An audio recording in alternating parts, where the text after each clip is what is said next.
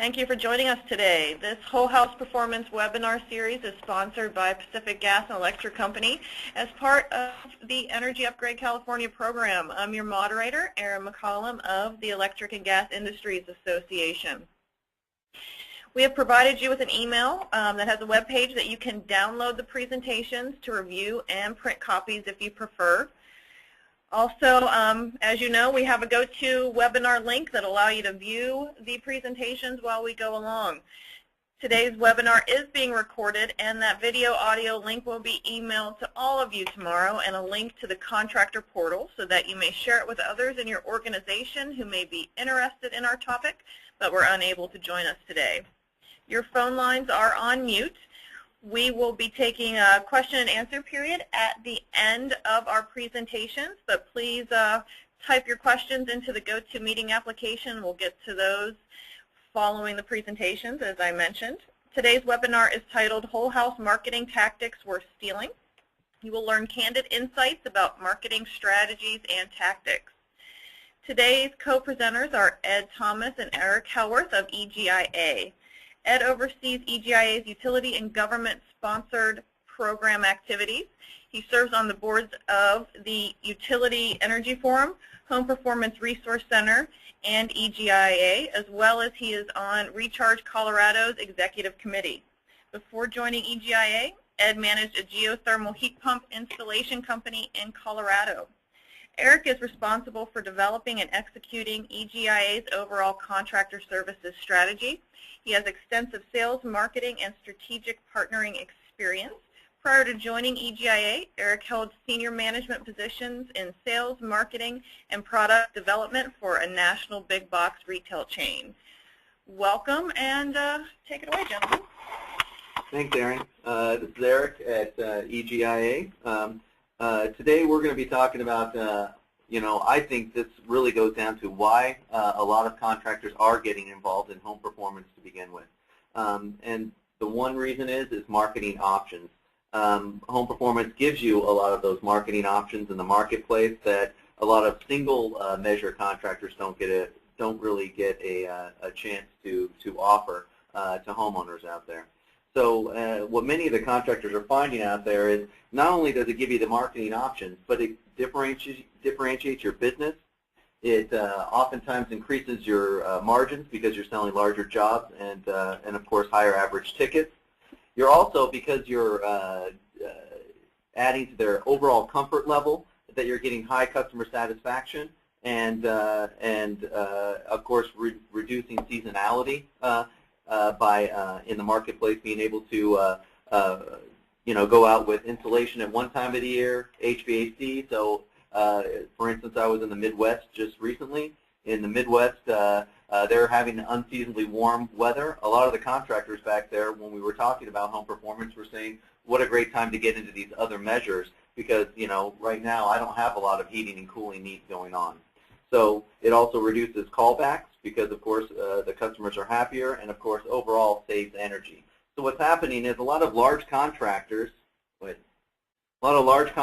the marketplace are deciding to get into this. Bell Brothers is a perfect example of one of those contractors in the marketplace. They are now they have a very diverse marketing plan in the marketplace. We'll go over a lot of those tactics coming up down the road. But they're a perfect example of some large contractors in the marketplace that are deciding that home performance is the right thing to do, and not only the right thing to do, but something that can make them money because it gives them those marketing options that they didn't have before when they were just doing HVAC. ABC Heating and Cooling is another example of a contractor that got into home performance some time ago. They've been doing it for a while, and they really found that not only did they have the same things that we talked about earlier with the increased margins and higher average tickets, but they went through a way of going to their existing customer base. A lot of HVAC contractors have maintenance agreements out there. As a result of having all those maintenance agreements, it had them something to go back to talk to many of these customers about. Maybe they sold them a furnace or an air conditioning unit in the past. It gave them the ability to go back and sell them insulation, air sealing, and other products, and maybe even upgrade their system overall to a high performance home performance type system. As a result, they saw, at many times, really great higher margins and, of course, higher sales dollars as a result. Advanced Home Energy is an example of somebody in the marketing segment who worked through homeowner associations to really grow their business, reached out to homeowner associations, and Home Performance, as a result, gave them marketing options that they didn't do. They've even done things like park their trucks in front of Costco to talk about things like that, to get their Home Performance message out there and draw folks into their marketing fold.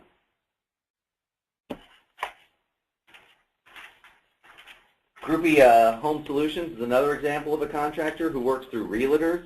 They used to be a home builder who turned, when of course that market fell apart, they moved into the residential retrofit market, and they of course had a large base of customers to go back to and work with as a result. So they work through not only on their existing customer base of homes that they built over time to retrofit and upgrade, but also through realtors in the marketplace, and have been very effective in that strategy and seen great growth. Basically began with 5 people and have moved up to 20 full-time people as a result of the Home Performance model. Next. The next company we have is Centrex Energy. Centrex works a little bit differently. They really work in cross-selling through subs. So basically putting subcontractors together, HVAC, plumbing, renewables, energy auditing, fireplace, windows, roofing contractors, and all those folks together to really cross-sell in order to promote a whole house solution. So as you can see, many of these contractors throughout, you'll see a consistent message. By having a diverse marketing plan throughout this, they're able to really have a multiple marketing message out there. Go ahead, next one. And this plays true with what we've seen with contractors throughout our surveys. We surveyed our top-tier contractors out in the marketplace, and for the first time this year, diversification's been one of the top 5 traits that's made contractors successful in the marketplace. And I think that speaks not only to the marketing message, but being able to, offer more things in the home has been not only profitable for a lot of these companies. I talk to contractors as part of the PG&E Whole House program all the time, and many of those guys are finding that, when they're out there in the marketplace just offering HVAC by adding, the air sealing, the insulation, every sale counts right now. Every call counts in an industry, especially that has been hit as hard as it has, and as many consumers that have been hit hard out there. It helps to be able to make every sale count. And when you're in the home, having that diversification gives you the ability to upsell consumers into to higher and higher packages. As a result, getting more margin for your company, and as a result, also taking advantage of the great rebates like in the PG&E territory. So diversification made that top thing, but we also want to remember that there's other points that you want to do with diversification, because you do have to sell it when you're in the home. One of those, of course, is sales and consistency, and part of marketing is, of course, all these companies do have pitch books or presentation binders or laptops in the home as part of their presentation. They make sure that your marketing plan is diverse. Make sure that you're not just sending out postcards once. Remember, marketing is a marathon, not a sprint. That you do have a good mix of whatever advertising you're doing out there. Building a sales culture. Remember, a big part of advertising is your team and how they respond to people in the marketplace. So ensure that your sales culture starts with your receptionist, pre-qualifying your customer, to your installation team asking for a reference. And then, of course, always offer a payment option. When you're going to be selling larger packages overall, you want to make sure that it's affordable for the homeowner. So offering a monthly payment is crucial to many times closing that contract. And a lot of those larger contractors seeing financing has been a huge part of their success over time, and it is a huge part of selling Home Performance. Thanks, Eric. So what I want to do is talk a little bit about, we all know that those of you, on the call are enrolled in the PG&E program. You understand the value of all of this. And but what we want to do is talk a little bit about some marketing tactics that you can leverage to be like the big guys, to be like the ones that are successful in the marketplace, and emulate some of the things that they're doing, but at the same time making your marketing your own, and to take advantage of all of the reasons why you got into this PG&E whole house rebate program to begin with. So to summarize in a slide what we want to talk about for the rest of this presentation, it really is these things. We want to talk about how do you define who you are in the marketplace, positioning yourself among your key allies, among your maybe existing customers and prospective customers as that whole house expert, and then celebrating those case studies and projecting yourself into that community, which, as Eric just talked about, might be a community of realtors, a community of homeowners, and or other sorts of aspects of your business. So when that defines who you are, it really does come down to what maybe some of you have heard as your elevator pitch. So if you're in an elevator with someone going between floor 1 and floor 4, and someone says, hey, what do you do? What is that pitch? What is it that you do? And how would you say that to, if you were talking to a prospective customer, versus how you position that with your employees, versus what are you as you're going out for perhaps investors, or you're talking to other trade allies about supporting your business. It's really important that you understand and can articulate in just a few seconds who you are, what your company does, in a way that's not about your blower door and your diagnostics, and not about maybe all the building science and all the stuff that makes you excited, but really talks to that audience about what's going to make them excited about working with you. And then part of that elevator pitch is really how do your employees and how do you respond to those questions that you get all the time, right? The question like, well, how much do you charge? Or, those sorts of questions that people want to jump to that may or may not reflect what's best about your company. I know a lot of the companies we've talked to in the PG&E program have their own stock answers to those frequently asked questions, and everyone on the staff has a copy of those stock answers, and they really sort of practice them from the standpoint of being able to understand when someone says, how much does your furnace cost? What do you charge per square foot for insulation? When people start trying to pigeonhole you as perhaps just another one of those commodity providers, you can respond with, no, here's what we do, and here's why that's important, and being that in a consistent way that addresses the homeowner's question and perhaps gets them to think about you in a way that they're not thinking about all the others. And when you go through that, when you go through what is your pitch and how do you respond to questions, now I want to challenge you is, does your marketing material reflect who you say you are? And I've talked to contractors who say, these people bug me because they keep calling me about what's my low price. They want my lowest price. And I don't sell on low price. I sell on quality. And then I pull up their website and I pull up their Yellow Pages ad, and it says, call us for the lowest price in town. We'll beat anybody's price. So you're saying you're not about that, but yet your marketing materials perhaps says something entirely different. Also, you need to think about where you are relative to others in the marketplace. Now, you might be thinking, how do you compare to the other guys that just sell furnaces, or the other guys that just sell windows or just sell insulation? But I throw this example up there to give you an example outside of our market space that really speaks to how other companies think about who they are. Neiman Marcus, high-end department store, right?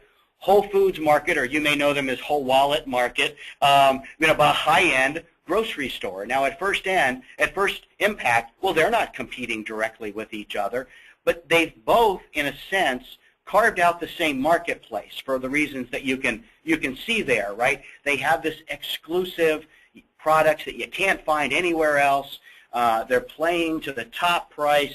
They're only located in the most affluent zip codes. So on the one hand, they're very, very similar. But what you can see from this slide is, in another way, they're very, very different. With Neiman Marcus, they want everybody to know we deal with rich people who like to flaunt it. With Whole Foods, they're dealing with affluent customers, but folks that really prefer to not make a big deal about how much they make. Some of them are all about designers, designer brands. With Neiman Marcus, with Whole Foods, it's really about, it's more about the distinctive personal service and bringing these unknown producers to light. And so this whole idea of knowing where you are in the marketplace, who you're trying to appeal to, and what makes you the same as Neiman Marcus and as Whole Foods, and what makes you very, very different than some of those other customer experiences. Part of that, too, is knowing who you want to be identified with, but also you need to know who are you competing against. And I want to caution you here, it's not necessarily just other folks in the home improvement space. On the one hand, you're competing with buying a bass boat or getting kids braces, because one of the couple in the home might really want a bass boat, and the other couple wants to, the other part of the couple, wants to be comfortable down in the basement, or wants the kids' bedrooms to be more comfortable. So what are you doing to think about why people are going to spend their hard-earned money with you to do what you provide versus all the other ways they could be spending their money? So when you're thinking about what is the competition, what makes you different from them? When I go to Energy Upgrade California's website, I can see a list of all of the folks like you that are in my county. So why do I call you relative to them, and why do I call anybody on that list relative to somebody that's not on that list? And when you start to think about what makes you different and why people should work with you, that gives you the opportunity to start working that in to your marketing materials, working that into your presentation. And I'll go back to that low price. If you're not the cheapest price in town, and you know that you're not the cheapest price in town, and if people call you looking to price check, you're going to lose, then you need to put that in your marketing materials, that we are exclusive, that we are the high-quality provider, that we're not the lowest price. And so start to build that into your marketing materials to what we say in marketing speak, inoculate the customer. So don't even call me if all you care about is price, because I'm not about that. Because you could spend a lot of time trying to convince people about why they don't want the lowest price, but some people don't want to hear that. So you might rather appeal to the folks like Neiman Marcus, like Whole Foods. They're not pretending to be Walmart, and maybe you shouldn't be too if that's not your market. Part of that, too, is looking at who do you want to be when you grow up? Who do you want to emulate? Do you want to be the Whole Foods market of the home performance space, or do you want to be the next Bell Brothers or the next Advanced Home Energy? Go into school on the folks that maybe aren't in your market, that are maybe in other parts of the country or other parts of the state. And it's a good exercise for you to go through and think about who do you want to be. I did a workshop not too long ago where a remodeler said they got into this business because they were looking at Hartman Baldwin Design down in Southern California. Devin Hartman, some of you may know. And they really went to school on their business down in Southern California and decided they wanted to emulate that business up in Northern California. And that's how they kind of built their business. I just interviewed one of the top contractors in Maryland, and we said to them, what is it that, what got you into this business? And it was about contractors they read about in Home Energy Magazine and other sorts of things that they tried to emulate. So when you start thinking about who you are and who you're not and who you want to be, then you can start to think about, now, how do I get from where I am today to where I want to be? And what I want to caution you about is part of that exercise is deciding who you're not. I swear to God, this is a real ad that I received in the mail in the San Francisco Bay Area offering me a $99 attic cleanup. So I know others are out there trying to sell $199 energy audits or $499 energy audits, but look at this. These guys, their whole market is, for 99 bucks, we're going to come suck the insulation out of your attic. It doesn't say they're going to put new insulation in, but we're going to suck out all the rat feces and all the bad odors, and you ought to hire us because we're your attic experts. And call us for 99 bucks and we'll come clean up your attic. That's all they're selling. Now, maybe when they get in the house, they've got a different business model. I swear to you, I really don't know enough about them. But you've got to decide, do you want to be the attic expert? Another example of this that I know I'm familiar with is I'm familiar with a company that their very first product was a deli meat slicer, right? This was they were going to sell it to delis to slice meat, but they called their company something bigger because they didn't want to be pigeonholed as just the meat slicers. So instead, they called the company International Business Machines, because that's what we do. We do machines to help businesses.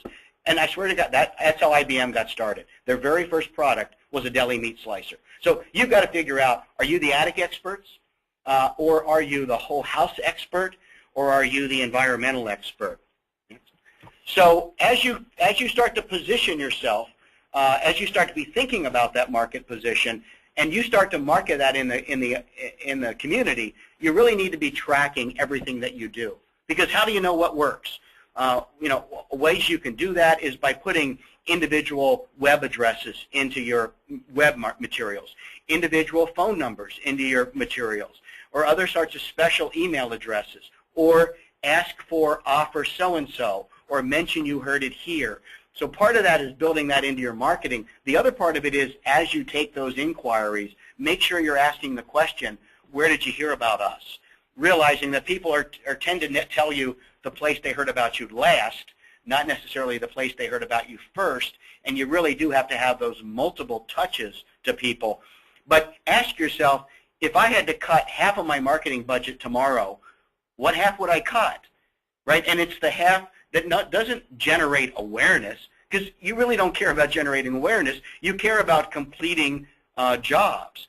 So when you go back and look at where did people hear about us, you want to be looking at, of the jobs you sold, of the jobs that you made money at, of the jobs that were really in your sweet spot, where you were really profitable and you really demonstrated the potential of your company and where you want to be.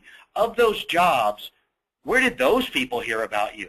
Because I want to get more of those, as opposed to, here's all of the inquiries we got last month, and oh, by the way, only half of those turned into sales calls, and only half of those turned into completed sales, and only half of those completed sales turned into profitable sales. So you might want to be looking at tracking, where's the marketing effective for the kind of jobs that you want to get, and maybe you want to deliberately stop marketing to people that the marketing was effective. It got you in the door, but it got you the kind of work that you really don't want and you really can't be profitable at. And so if it hurts when you do that, don't do it. And that's why it's really important to track your marketing. Next. So what we want to do now is dig into some very, very specific tactical things, regardless of your budget, regardless of your business model.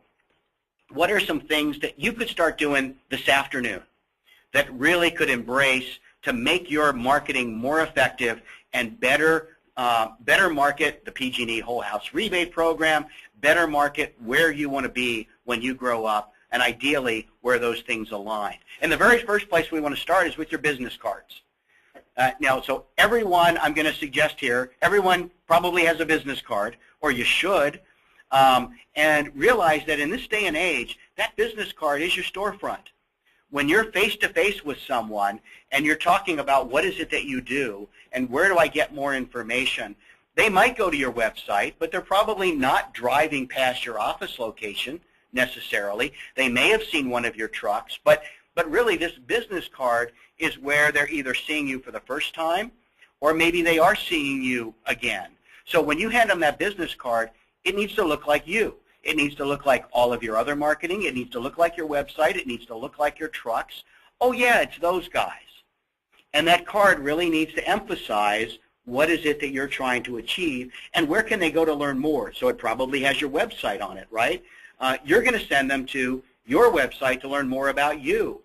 To be candid, you're not going to send them to Energy Upgrade California, because if they go there, they're going to see a list of contractors. And you don't want them to see a list of contractors. You want them to see you. But that doesn't mean that you can't be saying, oh, and I'm part of the Energy Upgrade California program, and be leveraging those third-party credentials. But you really need to make sure that this is really professional, and of all of the money you spend marketing on, of all the marketing money you spend, please, please, please, put it into these cards. I know you want to go down to Office Depot and you can get these perforated sheets that you run through your printer, and you can disconnect them, and they look really neat, and you made them yourself. Well, guess what? If you got in business to make business cards, then that's great. But I'm going to suggest that perhaps business cards aren't your specialty. So why don't you outsource the professional design and printing of your business cards to somebody else so you can focus on making money at what you make money at?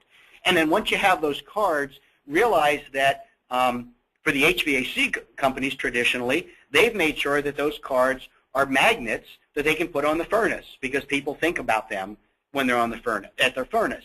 The plumbers will tell you their cards are peel and stick, so they can stick them on the water heater, so when the water heater breaks, people are there. So you need to be thinking about, when people are thinking about their house, where are they going to find you? And are they putting this on the refrigerator? Are they putting it on the electrical panel? You know, when you ask people, what kind of HVAC system do you have, in national surveys, a lot of people respond with, well, Honeywell. I have a Honeywell system. Well, Honeywell doesn't make systems, but Honeywell makes thermostats, and people look at their Honeywell thermostat and they think that's their system. So some HVAC companies and some whole house companies are starting to brand their own set of thermostats. So when people go to the thermostat, they see the company's name. They don't necessarily see the manufacturer or of that. And so back to tracking your marketing, you might want to think about on your business cards being able to rubber stamp on the back a special offer. And you want to make sure you have lots of those cards, and you're leaving a stack of them with your trade allies. You're leaving a stack of them with past customers. Hey, please tell your friends about me. And the other point I want to make about this is that everyone in your company who you think is important to your company's success, everyone in the company who is important to your success needs to have their own credit card, their own business card. So I mean, every office manager, everybody answering the phone, everybody, all the service techs, go to the expense of giving them their own cards that reflect what their role is in the company, but reflect the company overall, and encourage them to carry them with them everywhere they go, to the PTA meetings, to meeting with their friends and family. Give them the opportunity to brag about who they work for, and give them the opportunity to say, you ought to call our company, we do that kind of stuff. And that goes right back to what Eric just said about creating a sales culture. Everyone in the company needs to understand that nothing happens till somebody buys something. So even though they're not a salesman for the company, they are responsible for the marketing success overall, and everyone has that opportunity to do that. So this is one example, again, not from the home performance space, but from a plumber, and this is something that they do to champion the service tech, because really people don't buy from companies, people buy from people. So this is the service tech that the plumber is going to send out to the house for a service call. And this is an email that they send out, to the homeowner before the service tech gets there. Now, what does it say? Well, he's part of our company. This is what our company's all about. This is his picture, so when he comes to the door, you'll know what he looks like. This is the colors and the logo of our trucks, so you'll know what that is. But let me tell you a little bit about Brian before he gets there. He's married, he likes to ski, he's got a little girl. So what's happening here? People are getting to know your employees, and hence getting to know your company before you even walk in the door. And what marketing experts will tell you, if you do this sort of thing, if you make that kind of personal connection, people will forgive a lot of stuff. So you're set now. If hopefully Brian will do a wonderful job. But if Brian does track mud through the house, if there is some issue down the road, well, Brian meant well. Brian's a nice guy. I want to give Brian the benefit of the doubt. And so you want to be sure you're setting yourself up that way. For example, AAA, the tow truck drivers now, I don't know if you know this, but in AAA, the tow truck drivers now carry bottled water with them. And so when they arrive at the side of the road to help the homeowner, the first thing they do is walk up to the door, hand the driver a bottle of water, and they say, I'm sorry I couldn't get here sooner.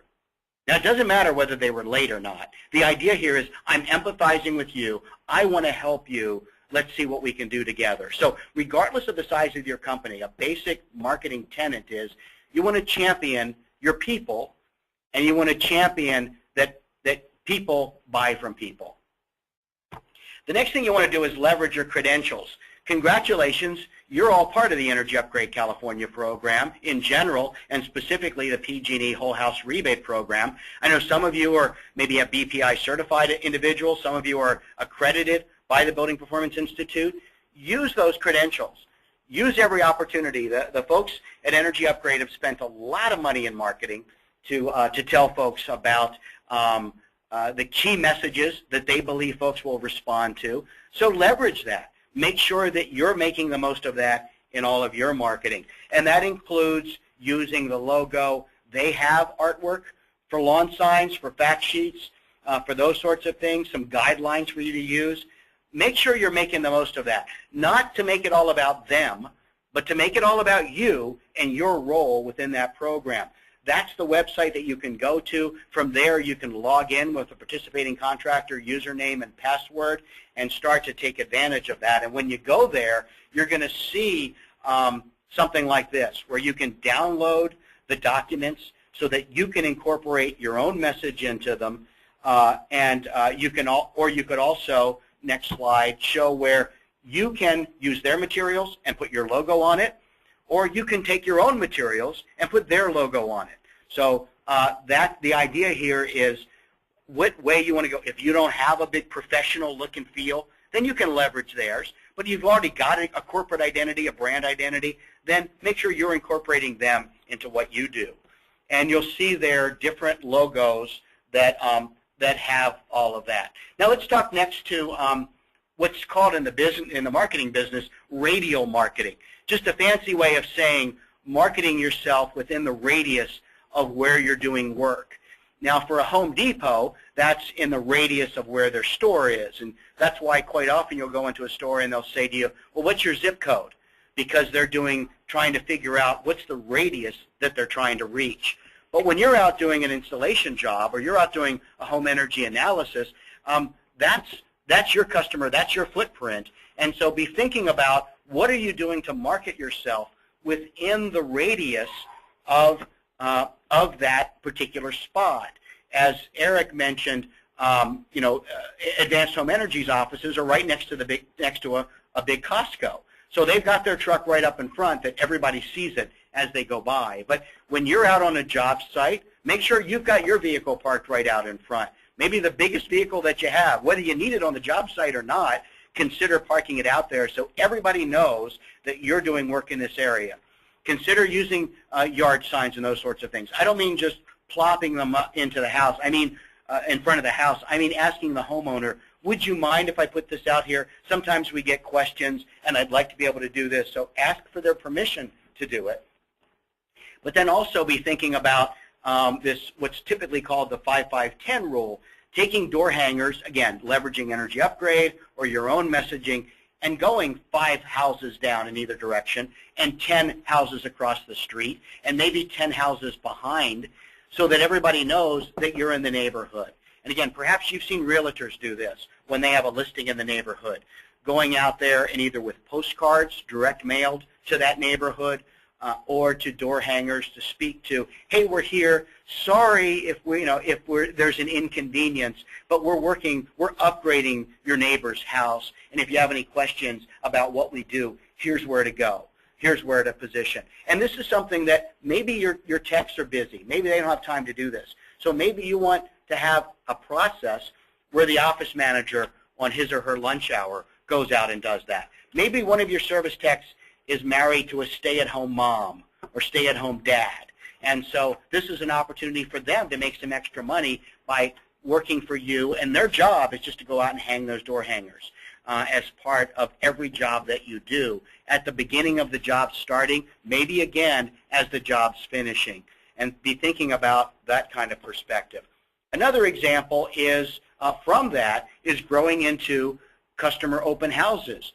This is an example, again, from Hartman Baldwin down in Southern California, where they've really mastered this idea of doing an open house at a customer's facility either after the job is completed or in some cases in the middle of the job.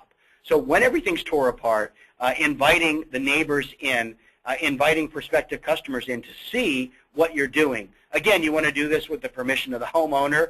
You want to say, we get a lot of questions. Would you mind if we invite people over? Oh, we'll bring the refreshments. And if you don't mind, we'll pay for a maid service to clean up afterwards. But, we'd like to bring some people over. And then you can promote that in email marketing. And I put down here kind of impromptu, because you may want to do those sorts of things just on the spur of the moment. When I was running my geothermal heat pump company, my guys knew that if 3 people were in the front yard standing around looking at what's going on there, they would give me a call, or they would call one of our salespeople, and they'd be over there with a box of donuts doing a workshop in the garage to talk to people about this, because right there, right now, people are interested in what you're doing. You could spend a lot of money trying to attract people's attention, or you could just go with the attention you've already got by virtue of being in this space. The next thing we want to talk about is your customers. So everybody's got employees, and you want to champion your employees, and everybody's got customers. And as I said, maybe you don't want to showcase all of your customers, but maybe you do want to showcase those customers where you really were able to perform a whole house approach, deep energy savings. You were able to cut their bills in half, even though the Energy Pro model said it was only going to be 35% or 25%. You were able to really exceed their expectations and really do the whole house approach and really champion that. You want to think about taking those case studies and putting them on your website. And if you want an example of how to do that, I'm going to suggest you look at LA County's makeover contest. Down there, we did a home energy makeover contest with 5 winning homes. And in each case, we deliberately chose homes based on health and safety stories, based on energy saving stories, based on environmental impact stories. This particular one that you're seeing here, the Kinsel family, their story was their energy bills were astronomical, but more importantly, their son, the one you see here, has horrible asthma and had to have weekly asthma shots. And they were very concerned about the indoor air quality. Well, when we went out and did the initial test in, we found that not only was there no insulation in the attic, and every room had its own air conditioner, but we found out that the furnace had one of the burners that was misfiring, and it was just spewing natural gas across the other burners and eventually dissipating.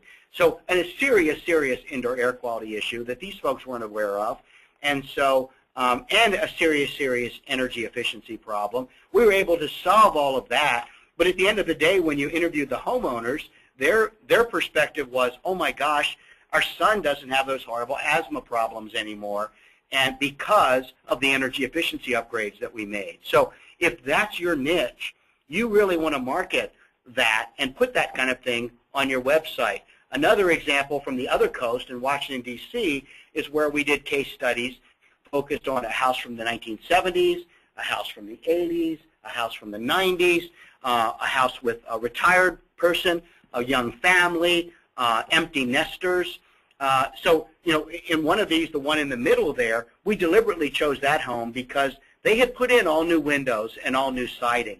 And guess what? Their energy bill didn't go down because they had a 32-year-old furnace that and an air conditioner that required a Freon recharge every year before they turned it on.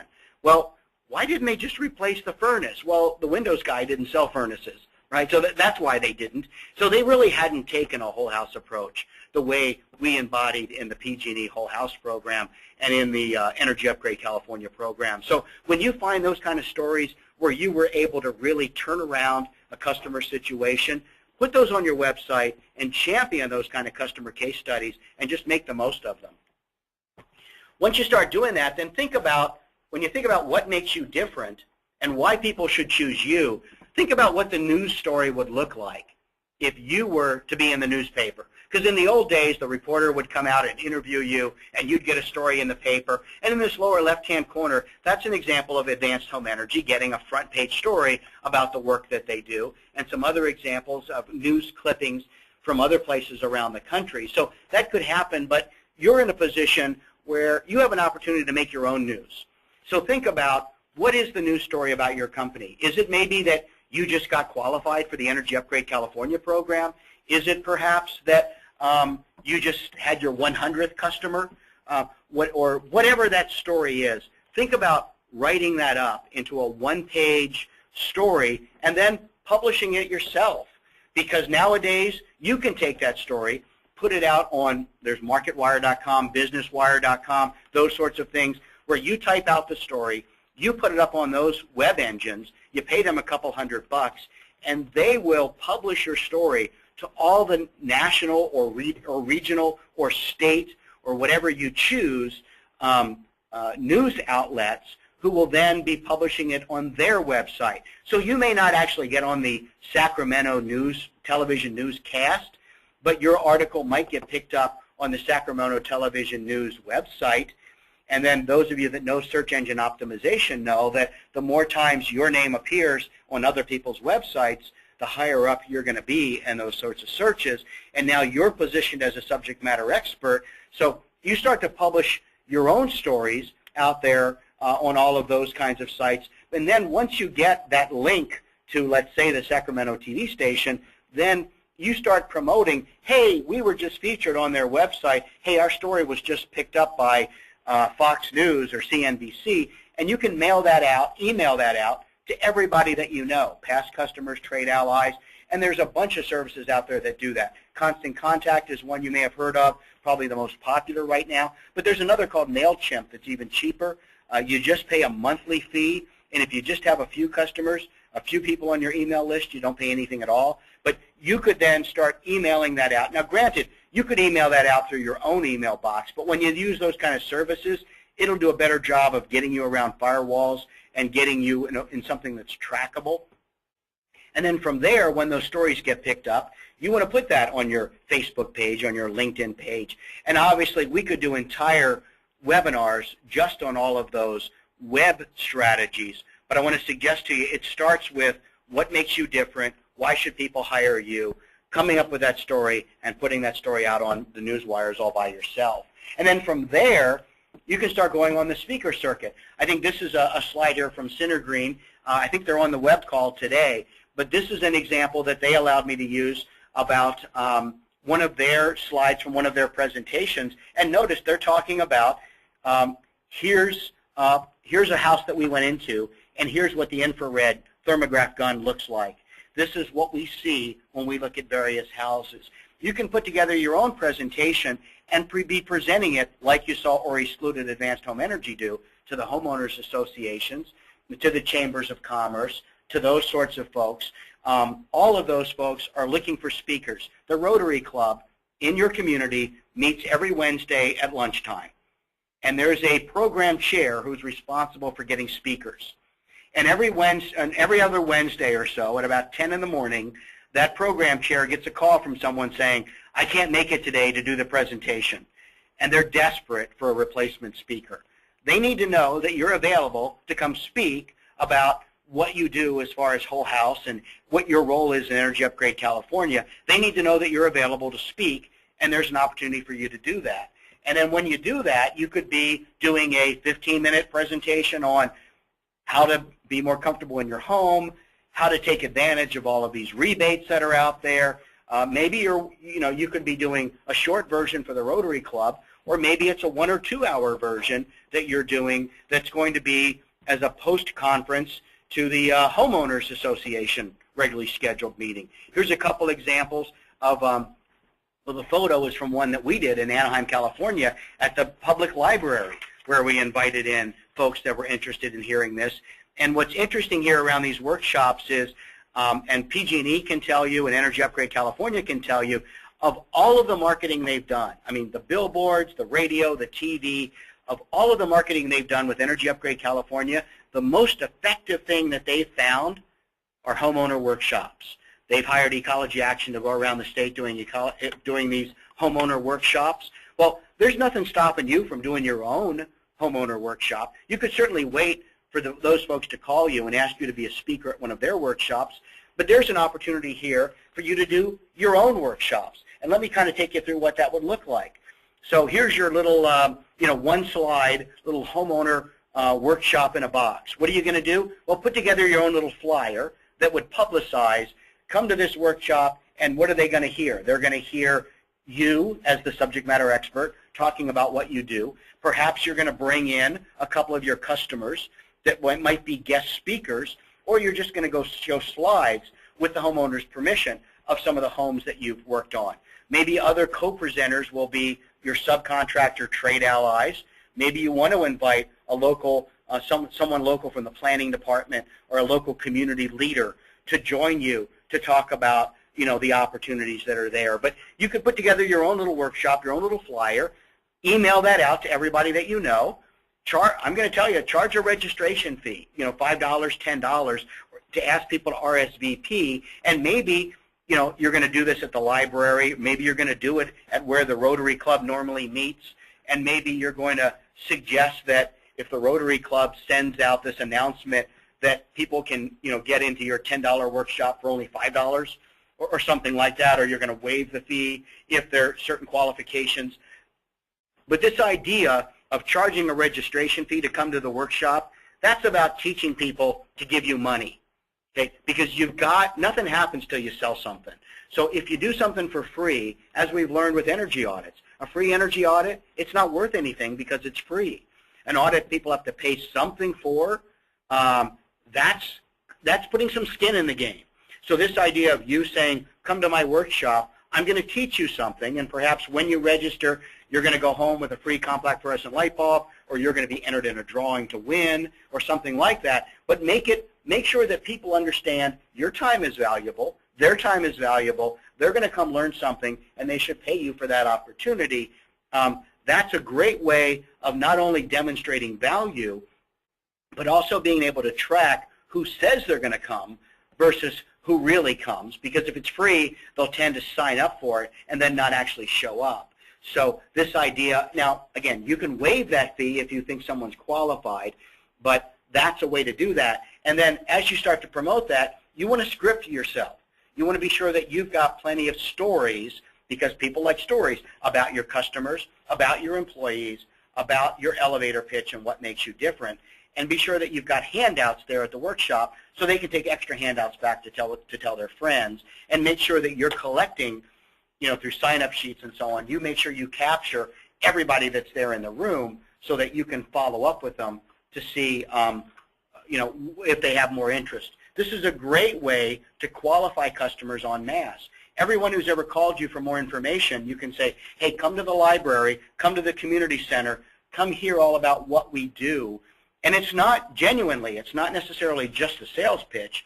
It's really an education process, because you know the more these customers are educated, the better for you. But what we're really trying to do is get them, motivate them to take action, to get some improvements done in their home, and ideally to hire you to do it.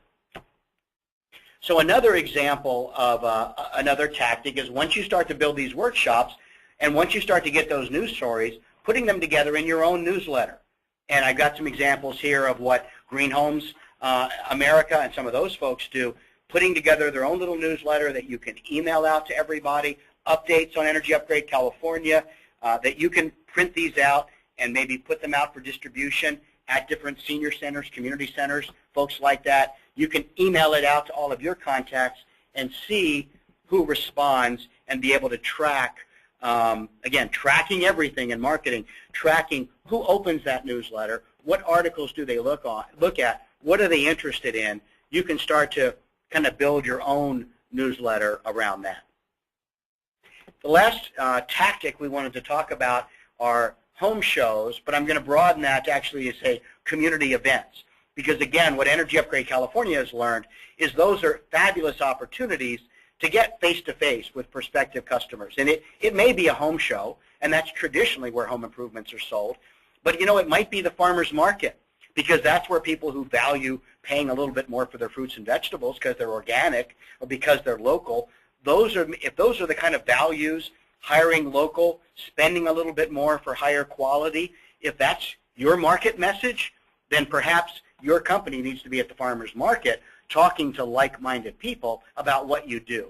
Or any community event where folks get together. I mean, Energy Upgrade California, they've been at chili cook-offs, they've been at the Navy Blue Angels air shows, anytime people congregate, because you know this is a difficult sale.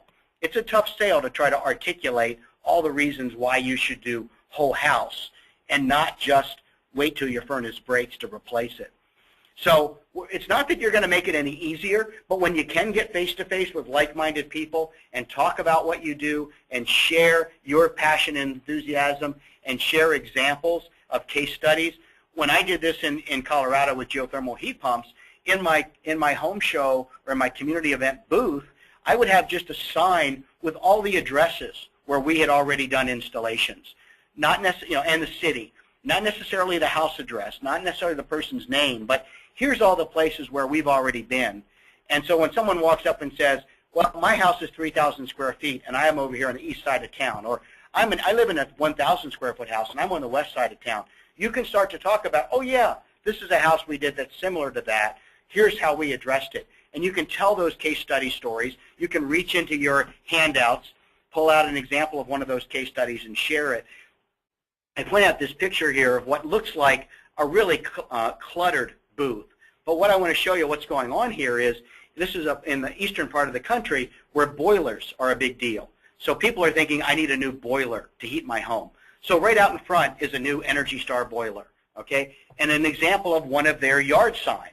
So that people may have seen in the community. A little further back is a solar panel because people are thinking, oh, I need solar. So if you're thinking I need a new boiler or I need solar, you're going to come into this booth because you see that and you recognize it. But what's in the back of the booth? The back of the booth is the house cutaway from the Energy Star website that talks about airflow and air leakage, because everybody that comes in, whether they want to talk about solar or they want to talk about boilers, they're going to get that consistent pitch of, oh, by the way, we address the whole house. And we can put solar on top, and we can put a boiler in your basement, but you need to be thinking about the entire house, and that's where you really need to be taking that whole house approach. So to summarize, here's kind of a launch plan for you. What you could be doing starting this afternoon, what you could do to turn around your marketing in just the next couple of days or couple of weeks. And that's in this four-step process is, number one, make sure all of the local media, your local papers, local radio and TV, make sure they know that you're the local rep. You're the expert on Energy Upgrade California, and you're the expert on whatever it is that your business model is trying to emphasize. The next step, make sure that all the civic groups, all the community groups, everybody that has regularly scheduled meetings, homeowners associations, realtor groups, make sure they all know that if they ever need a speaker, you can come talk about your customer case studies and what it is that you do. So that to this number 3 spot, you're really positioning yourself now to be that local go-to expert. So the next time there's something in the news about Energy Upgrade California, or about global warming, or about the hottest day on record or the coldest day on record, whenever there's some national story or state story, the local media and the local civic groups know, hey, you're the local expert that can come speak about what people can do to address those things. And my last point in all of this, and this flies in the face of why we're all here, I understand that you enrolled in the Energy Upgrade California program, and Energy Upgrade's been very, very effective in promoting rebates up to $4,000 to get your phone to ring. But as you know, when people call and they want to know, how do I get my $4,000 rebate, and you've got to break the news to them that they've got to spend $12,000 to get the $4,000 rebate, some people aren't so interested. So what I'm going to suggest to you is, don't you dare build your entire business around just those $4,000 rebates or the $1,000 basic rebate or whatever else is going on, the flavor of the month, because rebates come, rebates go. What we're trying to do with Energy Upgrade California and the PG&E Whole House Rebate Program is genuinely transform a market and transform how you go to business. So we really want to be sure that you're articulating the value of why people should reach in their own stinking pocket and give you money or finance a whole house approach so that they can get the rebates, so that they can do all the other things that they want to do. But you need to sell this thing on the value of it, and then make sure that that federal tax credit or that utility rebate is genuinely the cherry on top. So that's what we set out today. We talked about, we gave you some examples of organizations that have been very successful in this whole house market space in Northern California, how they've defined themselves, how they go to market, and kind of challenge you to think about how do you position yourself as the subject matter expert. And then, as you see there, just celebrate the customers that you have. Not all of them. Celebrate the customers where it really demonstrates your potential to be successful. And then get out in the community in a lot of guerrilla marketing kind of ways and tell your story and tell your customer's story. I think with that, Erin, we're going to go to any questions that we have. Yes, thank you, gentlemen. We have set aside the reminder of the webinar for your questions, so make sure that you type those questions into the GoToMeeting application for me to pass along. While you type in those questions, I would like to introduce Matt Savage of Build It Green, because he has a very exciting event coming up here on April 3rd. Matt? Thanks, Erin.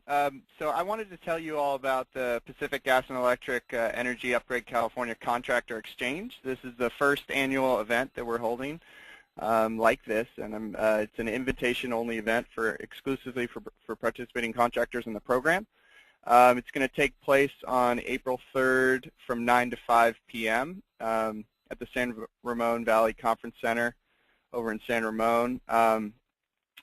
As I mentioned, this event is invitation only, so and space is very limited. So we're seeing a huge interest in this, and I'm really excited by the agenda. It's going to be great.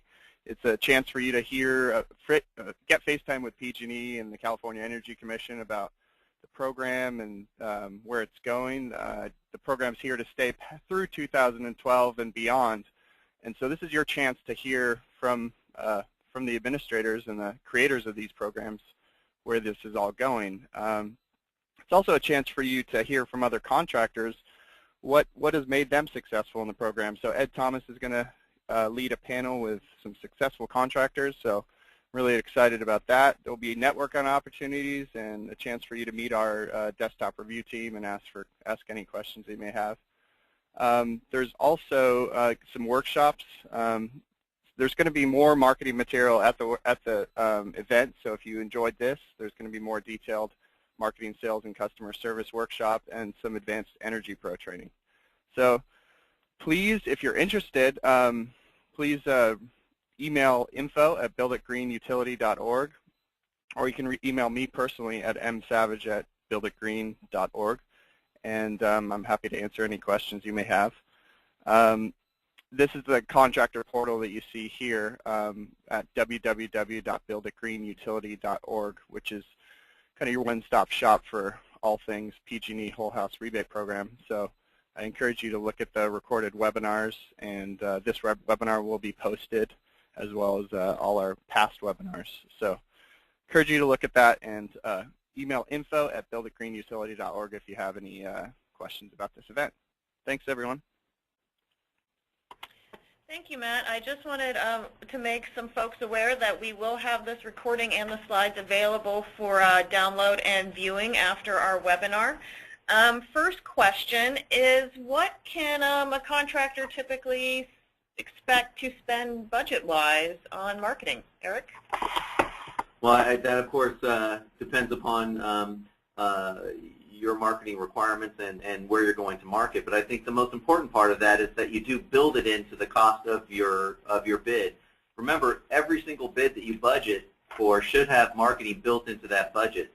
If you're not consistently doing that, of course, you're not going to have a marketing budget to work with. So the important part is that when you price your job, that you price it with marketing in there. And a lot of times guys go, well, it's a bidding war out there, you know, I'm constantly going up against multiple folks. And so my answer to that to contractors quite frequently is, okay, if it's a bidding war, so who's the largest contractor in your network right now? And they'll usually, everybody knows the name, and they'll spill it off in the area that I'm in. And I say, so are they the low-cost provider?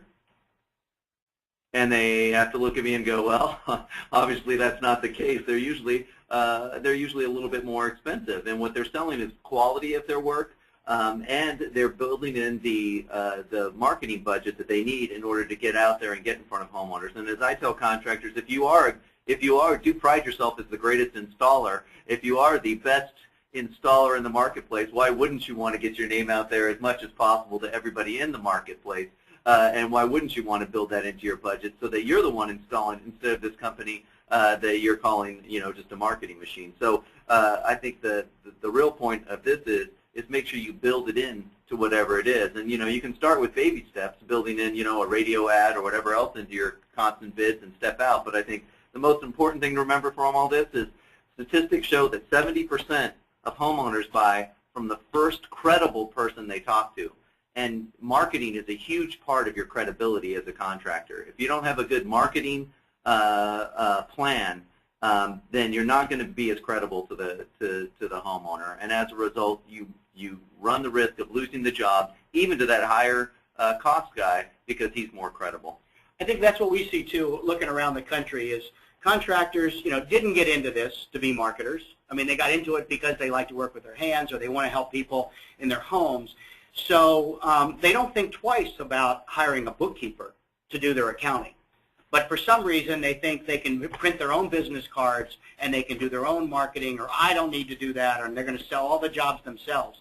And so I think what we're saying here is, even if it's just some tasks that your office manager, if you have one, has, or you're hiring your nephew to do your website, or you're hiring the spouse of one of your service techs or one of your employees to do the door hangers, you need to start budgeting that it's somebody's job to get your name out in the community, and somebody's job to interview your past customers and say, hey, what did you really think about those guys? And I'd like to interview you for this case study that we're putting together. But when you make it somebody's job and pay them, and then you start to see the results of that, and you track, because you're tracking the results, then all of a sudden you can afford to spend more money on marketing because you're seeing the results. And so if you're not spending anything and you're not seeing any results, then what we try to do is show you examples of companies that are projecting themselves into the marketplace. And I know that if you got to go out and do a workshop, that's a couple hours of your time that you could have been doing something else.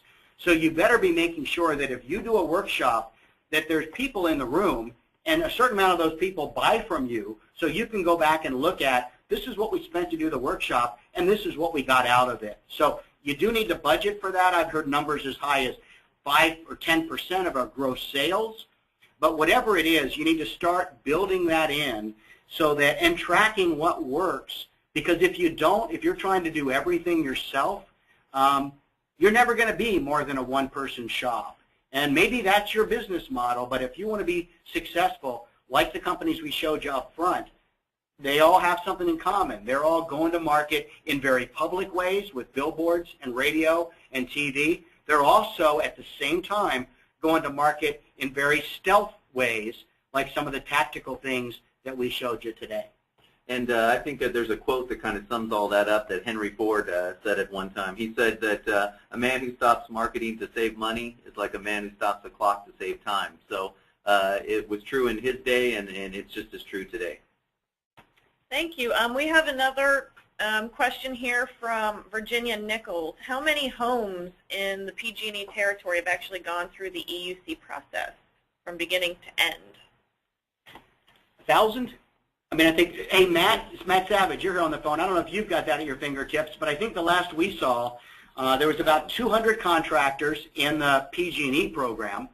And as far as completed, we've had about 1,000 jobs completed and, what, another 600 or 800 in process? I think it's about 1,500. Say it again, Matt. It's about 1,500 completed and about, I think, 1,500 in the pipeline. Wow. Yeah. So here's what's interesting, folks. We've got 200 contractors in the program. Here's the dirty little secret. You know, when you go fishing, they talk about the 80-20 rule, that 20% of the fishermen get 80% of the fish. Well, in our program, the PG&E program so far, we've seen the 90-10 rule.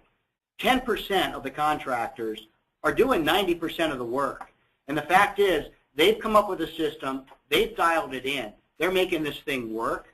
So in the PG&E program, we've seen by far more success than the rest of the state. And I can tell you within the PG&E program, we've seen some contractors really kicking butt. And they're not necessarily, they're not the biggest contractors in their market. They've just defined a narrow niche and dug in and gone after it. So there's, I think, about another 100 million houses to go. So there's still time to get in, but the train has left the station, but you can still get on board. And remember, this is all about diversifying your portfolio, so and doing those types of things. So marketing, marketing, make sure that you mix it up, that you do talk about different things for different seasons. And you might be talking about insulation in one marketing piece, but that's your chance to get in and maybe you sold this person a furnace before. They received one of your insulation things. You go on an insulation lead, but you realize that they also needed a cooling system. They needed an air conditioner as well.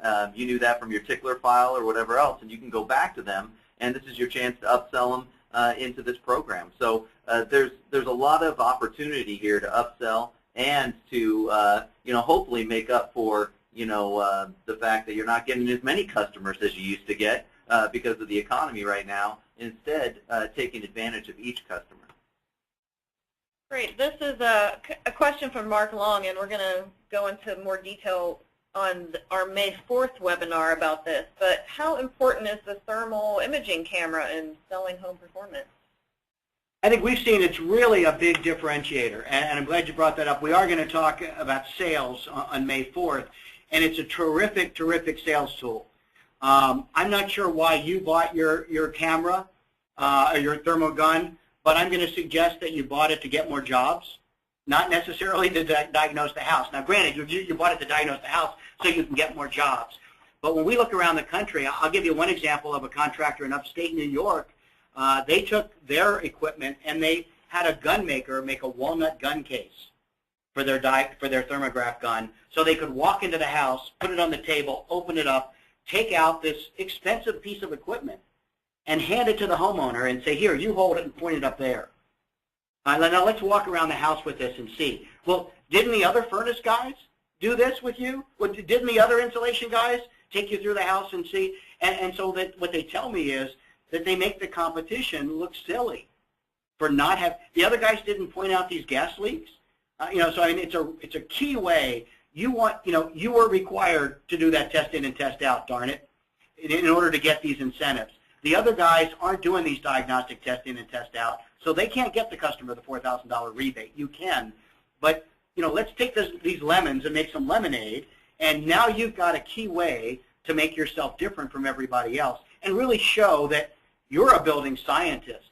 The other guys are blow and go insulation, box swappers, HVAC, but you are a building scientist, and you're going to use your equipment to discover what their house needs. And I think it's not only getting them involved with the thermal gun. I think that's your most visual thing you can do. Everything else is data that you're going to be showing. You're going to be showing them numbers. What other pictures do you really have to show them besides pictures of their own house that's as colorful and as good as that? In fact, I was in the Midwest, and one of the guys that's in the home performance programs out in the state I was in was talking about something he does. At the end of each house, he takes the picture at the beginning with the homeowner. Then he has the homeowner go and take a picture at the end of each house, and he actually frames it and gives it to the homeowner at the end of each transaction. So they have a visual reminder of what their house looked like before and a visual reminder of what their house looks like after. And what a great marketing tool right there. Every time they look up over wherever they happen to hang this thing, if they do hang it, they can show, hey, see, this is what my house looked like before. So they're showing other customers that visual. And you want to put that on your website, right? And so that you can, with a web link, so that they can email that link around to, all of their friends and family and put it on their Facebook and all that other kind of insidious viral marketing that makes you different than everybody else that's going to walk in there and just sell them a furnace or just install insulation. Speaking of insidious viral marketing, what is the role of the traditional marketing resources in this generation of YouTube, Facebook, and Twitter? You got to keep doing that because as much as people love to tell you that everybody's on the internet and and you got to measure your number of Twitter followers, there's a lot of folks in a key demographic, which is senior citizens, that some of them are among, and of course here in California, Northern California, we have some of the most computer-connected customers, but you can't afford to just be there. You've got to do all of this stuff. You've got to measure it all, and then you've got to figure out what works for you, but you just can't afford to put all of your money in radio, and I'm going to tell you, don't put all of your money in Google. The key traits that we're seeing is really it is about a diverse mix of traditional sorts of things and the non-traditional. But I can tell you anymore, it's not about who has the biggest ad in the yellow pages. especially for what we're trying to do, because you know what? Home performance isn't a category in the yellow pages yet. I just looked. But as Eric mentioned, people are thinking, I need solar, so you got to be where the solar guys are. Or they're thinking, I need a pool pump, so you need to be where the pool pump folks are. So people aren't thinking, today would be a good day to bring in a thermal gun and take a picture. You've got to be looking at the traditional ways that people look for what it is that you do, and then allow them to discover that you're so much more than that. Because remember, it's all about impressions. The whole idea is a lot of the largest contractors that we work with oftentimes have a hard time even gauging where a lot of their leads come from, because they're touching the market in so many different ways. So, and the fact is, it's all about impressions. It's all about how many times that homeowner sees your name, so that when something does go wrong, because let's face it, a lot of people don't call just to upgrade their house. That's the rarity. They call because they're hot or they're cold. And since they're calling because of that, you want to make sure that you're the impression that they see. And then play to that need, address their need that they're too hot or too cold, or upstairs is too hot or upstairs is too cold, or I want to go zero net energy, I want to spin my meter backwards. Whatever it is that they want, you need to address what it is that they want, but then in a way that's consistent and allows them to discover the other things that they may want that they weren't thinking about that you do, to the extent that it plays to your strengths. And that's where this PG&E Whole House Rebate Program really gives you a wonderful opportunity to get your foot in the door, to differentiate the fact that you are a whole house expert. A lot of folks complained that the standards were that I had to be a general contractor, that I have to go through this background screening, that I got to buy all this diagnostic equipment and go to all this training. Well, that's the bad news. The good news is you've been through all this screening. You've gone all this diagnostic equipment and training. You've got access to all these rebates, and you as a general contractor can look them in the eye and say, I can help you with your entire house. Now, your business model may be just to sub out those other parts. You may or may not actually want to do that other stuff, but you can genuinely go in and address their entire house, where the other guys, both legally and for whatever business model reason, can't. So we've got 200 contractors here that are doing, that have jumped through these hoops. And what they're telling us is it's setting the bar kind of high. And for the ones that are having success at it, it's kind of nice to have the bar high, because what you're going to find is your competition isn't the other people, the other 200 contractors. Your competition is the low ball chuck in a truck. And it is people just doing nothing because they feel like my bills are high, my utility bills are high, and there's nothing I can do about it. Gas is going to be $5 a gallon. There's nothing I can do about it unless I just buy a new car. And I think one of the things we've seen through this program is people, when they go into it, say, I want to reduce my energy bill. I want to get that rebate. When they come out of it, they say, oh my gosh, I got my house back. It's like living in a new house, and I didn't have to move. And they couldn't flip their house anyway in this market, so they better fix up the one they have. And so I think we're seeing you've got an opportunity to do well for yourself by doing good for the community. And we do see a lot of folks having a lot of success going to realtors right now. Remember, there's a lot of folks that are buying houses right now because of the low cost of those houses. And, the first things that, many of my friends who have bought those houses recently, I try to talk them into going to the energy efficient upgrades and a whole house approach, and what's the first thing they think about is granite countertops or tile floors. So you want to be in front of those homeowners to show them that, now's the time to take advantage of these programs too. There is this rebate while all these houses are turning too. So, get in touch with your real estate agents out there and work through those folks too, and that's another good venue you can use. And for the folks that, solar, a lot of folks are saying, I want to put solar panels on my roof, because attic insulation is invisible. But what's cool about this is when you can go in up against the other solar guys and say, you don't need to put 40 kilowatts of, 40 watts of solar on your roof. I can do the energy efficiency improvements first, and then you only need 12 watts of solar. We can reduce the size of your solar panel for the same amount of money. So, that, again, is going to differentiate you from the guys that are just selling solar. But I got to tell you, the solar guys are getting wise to this. One of the most successful contractors in our program right now is Solar City, because they're not just selling solar. People call them for that, but they genuinely are taking that whole house opportunity, making sure that they make as much margin, frankly, off the energy efficiency stuff as they do off the solar stuff.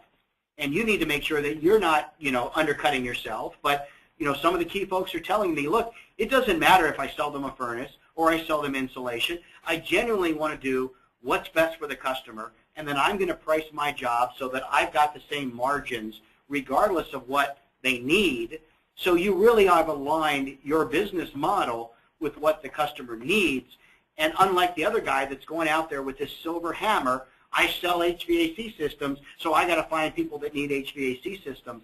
But what's interesting, when we talk to like ABC Cooling and Heating in Fresno, they went into home performance, as Eric talked about, and what they're seeing is with these home performance jobs, 2/3 of them have a new furnace or air conditioner in them for people whose systems weren't broken. And for them, that was a revelation. They used to only sell furnaces and air conditioners to people who had broken furnaces and air conditioners. Now with home performance, you can generally go in proactively and sell them something before they need it, and then sufficiently size it and sufficiently address the entire house and make them more comfortable and not have to be worrying about being an ambulance chaser, just replacing things when they break. But that doesn't mean that ABC Cooling and Heating doesn't still do air conditioner replacements on the hottest day of the year. If that's what the customer wants and they don't value the other things, that's what they'll sell them. But they've got to say, gee, I'm sorry you didn't get that $4,000 rebate. We could have taken you through this other path. But you've got to address what the customer needs. It's the golden rule, right? The one with the gold makes the rules, and that's the homeowner.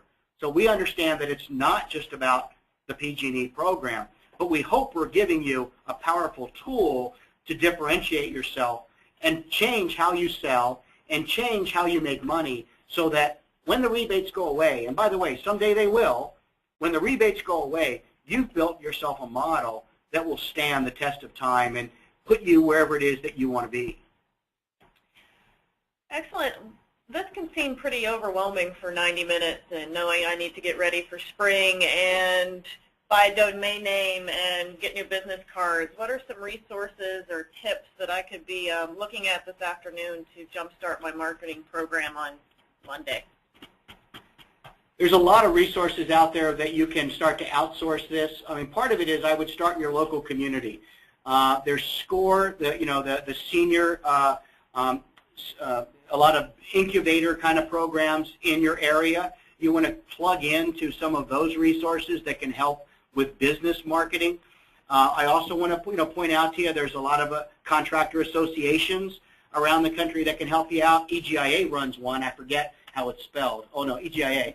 Build It Green has some resources available to you. We're not here today to promote our organizations, but those are a couple that you can look at here in Northern California. We're all going to be together, of course, April 3rd. So if you want to start to kind of dabble in this a little bit, Eric and I are going to be doing a longer version of this workshop on April 3rd there at the meeting. So we're hoping to kind of roll our sleeves up a little bit and talk about this in a little greater detail. But I really would encourage you to start to plug into folks out there that can help you with your website, that can help you with your marketing.